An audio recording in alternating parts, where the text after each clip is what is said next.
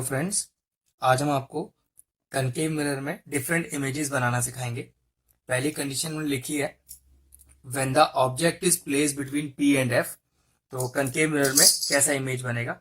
तो चलिए सबसे पहले कनकेव मिरर बनाते हैं आपके लिए। क्या कीजिए, अपना कंपास एडजस्ट कीजिए और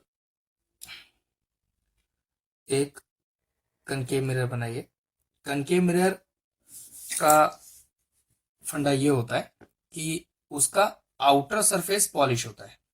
ठीक है, आउटर सरफेस का पॉलिश होना हमें ये बताता है कि ये कनकेव मिरर है।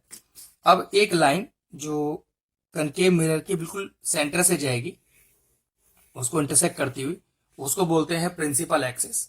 और वो प्रिंसिपल एक्सिस जहां पर कनकेव मिरर को टच करेगा या इंटरसेक्ट करेगा उसे बोलते हैं पोल, डिनोटेड बाय पी। फिर यहाँ दो चीजें हैं, एक को बोलते हैं फोकस और एक को बोलते हैं सेंटर ऑफ कर्वेचर। फोकस क्या होता है, पहले होता है फोकस कहाँ रखते हैं। पोल से एक बिल्कुल डेफिनेट दूरी पर फोकस रखा जाता है। अब ये दूरी आप अपने हिसाब से कुछ भी ले सकते हैं, जैसे मैंने यहाँ पर 2.5 सेंटीमीटर ले रहा हूं मैं, तो यहाँ फोकस हो गया 2.5। और जो सेंटर ऑफ कर्वेचर होता है वो उतनी ही दूरी पर होता है फोकस से जितना पोल है फोकस से। ठीक है, तो जैसे 2.5 लिया है तो मैं फोकस से सेंटर ऑफ कर्वेचर को भी 2.5 ही रखूंगा। ये देखिए, ठीक है, तो सेंटर ऑफ कर्वेचर आ गया, फोकस आ गया, पोल आ गया। अब हमारा जो ऑब्जेक्ट है वो पोलर फोकस के बीच में है, तो पोलर फोकस के बीच में एक ऑब्जेक्ट रख लीजिए। ठीक है, ऑब्जेक्ट का हाइट उतना ही लीजिएगा जितना ही दो लाइनों के बीच का हाइट होता है। इससे क्या है, आपको मेजरमेंट में दिक्कत नहीं होगा। ठीक है, अब पहला रूल कि when a ray of light is parallel to when a ray of light is parallel to principal axis it will always pass through focus. तो ये फोकस से ही पास करता है, ये पहला नियम है हमारा। तो देखिए, ठीक है, when a ray of light is parallel to principal axis it will pass through focus. फिर दूसरा है when a ray of light directly passing through C, मतलब centre of curvature, directly passing through C, तो it will bounce back with the same path. तो bounce back कर गया। अब इस साइड तो हमें ये जुड़ता नहीं दिखाई दे रहा है, इंटरसेक्ट होता नहीं दिखाई दे रहा है, तो चलो उल्टी साइड पर चलते हैं। तो आप क्या कीजिए, बिहाइंड द मिरर लाइन को एक्सटेंड कीजिए, क्योंकि बिहाइंड द मिरर है तो डॉटेड आएगा, और लाइन को बिल्कुल स्ट्रेट जाने दीजिएगा। ठीक है, ऐसे ही दूसरी लाइन को भी खींचिए, देखिए कहाँ इंटरसेक्ट करती है, ये तो सीधी जाएगी, फिर बिहाइंड द मिरर में डॉटेड रह जाएगी। ठीक है, और जैसे कि आपने देखा ये इंटरसेक्ट कर गई यहां पर, तो यहां पर आपका इमेज बन जाएगा। ठीक है, क्योंकि ऑब्जेक्ट का हाइट ए भी था तो इमेज का हाइट हो गया ए डैश बी डैश। चलिए तो नेचर लिखते हैं। तो what is the nature of the image. पहला, बिहाइंड द मिरर है इसलिए डॉटेड बनाया है, इसको आप वर्चुअल बोलते हो, तो वर्चुअल के साथ वर्ड लगता है इरेक्ट, वर्चुअल एंड इरेक्ट। दूसरा है इमेज का साइज ऑब्जेक्ट से बड़ा है तो वर्ड है मैग्निफाइड, और लिख सकते हैं तीसरा पॉइंट चाहे तो बिहाइंड द मिरर। तो ये हुआ हमारा ऑब्जेक्ट जो पी और एफ के बीच में रखा था, और ये हुआ उसका इमेज। तो ये था हमारा सोल्यूशन। तो हमने कंडीशन लिखी है कि when the object is placed at C centre of curvature, तो इमेज कैसा बनेगा। तो चलिए हम आपको बताते हैं। सबसे पहले एक कनकेव मिरर बनाते हैं। कनकेव मिरर का लॉजिक ये होता है कि जो उसका आउटर सरफेस है वो पॉलिश्ड होता है। आउटर सरफेस का पॉलिश होना आपको ये बताता है कि ये एक कनकेव मिरर है। ठीक है, अब एक लाइन लेते हैं जो बिल्कुल बीच से जाएगी, और वो लाइन कहलाएगी प्रिंसिपल एक्सिस। ठीक है, अब इस लाइन ने जहां पर इंटरसेक्ट किया आपके मिरर को उसको बोलते हैं पोल, डिनोटेड बाय पी। अब पोल से बिल्कुल एक डेफिनेट दूरी पर फोकस रखा जाता है, वो दूरी आप अपने हिसाब से जज कर सकते हो। मैंने वो दूरी 2.5 ली है, और फिर उस बिल्कुल बराबर दूरी से ही आपको रखना है सेंटर ऑफ कर्वेचर। ठीक है, ठीक है, तो अब जैसे दिख रहा है कि the image is the object is placed at C, तो सी पर हमने एक ऑब्जेक्ट बनाया, नाम दिया उसका ए बी। नियम के अनुसार when a ray of light is parallel to principal axis, when a ray of light is parallel to principal axis it will pass through focus, तो फोकस से पास कराइए। और एरोस का ध्यान रखना, हैंड टू हैंड एरोस बनाते जाइएगा, कौन सी लाइन कहां से जा रही है। फिर again when a ray of light directly passing through F, अगर कोई रे ऑफ लाइट सीधा एफ से पास करती है, बहुत ध्यान से बनाइएगा, then it will become parallel to principal axis after reflection. ठीक है, तो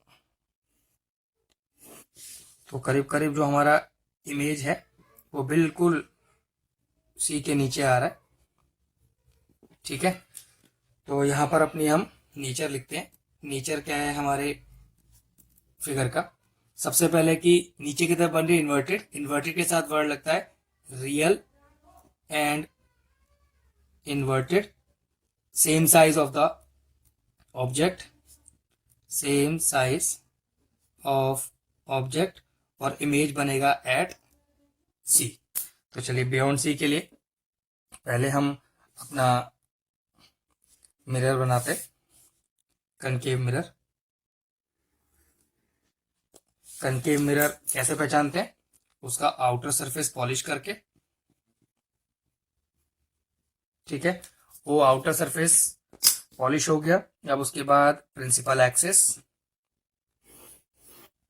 प्रिंसिपल एक्सिस जहां टच करेगा मिरर को उसको बोलते हैं पोल। पोल से एक डेफिनेट दूरी पर फोकस, जो यहां पर मैंने लिया है 2.5। ठीक है, फिर फोकस से सेंटर ऑफ कर्वेचर बिल्कुल 2.5 सेंटीमीटर ही होगा, जैसा कि पोल से फोकस था। ठीक है, ऑब्जेक्ट रखा है बियॉन्ड सी, तो चलिए बियॉन्ड सी कहीं पर भी अपना ऑब्जेक्ट रख लीजिए। ऑब्जेक्ट का नाम दीजिए, हाइट का नाम ए बी। अब पहला नियम, when a ray of light is parallel to principal axis, is parallel to principal axis it will pass through focus, it will pass through focus.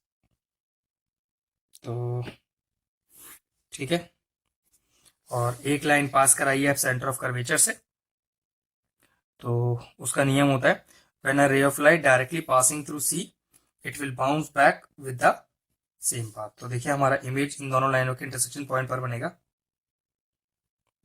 और इमेज हो गया ए डैश बी डैश। तो अगर मैं nature लिखना चाहूं अपनी इमेज का, तो उल्टा बन रहा है, इन्वर्टेड, तो वर्ड आएगा रियल एंड इन्वर्टेड। इन्वर्टेड के साथ रियल वर्ड लगता है, और वर्चुअल के साथ इरेक्ट वर्ड लगता है। और आपकी इमेज की साइज छोटी है, तो ये हो गया डिमिनिश्ड।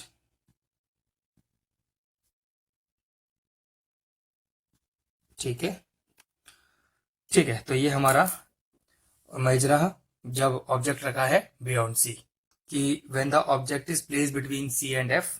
तो ठीक है, सबसे पहले एक कनकेव मिरर बनाते हैं। अब एक कनकेव मिरर बनाया, अब कैसे पता चला कि ये मिरर कनकेव है? इसका आउटर सरफेस पॉलिश कर दिया जाता है, तो इससे ये पता चलता है कि ये कनकेव मिरर है। ठीक है, फिर एक कनकेव मिरर के बीच में से एक हम लाइन पास कराएंगे, और ये जो लाइन होगी वो होगी प्रिंसिपल एक्सिस। ये प्रिंसिपल एक्सिस जहां टच करेगा मिरर को उसको बोलते हैं पोल। फिर पोल से एक फिक्स दूरी पर रखी जाती है फोकस, जैसे कि मैंने यहाँ पर लिया है 2.5।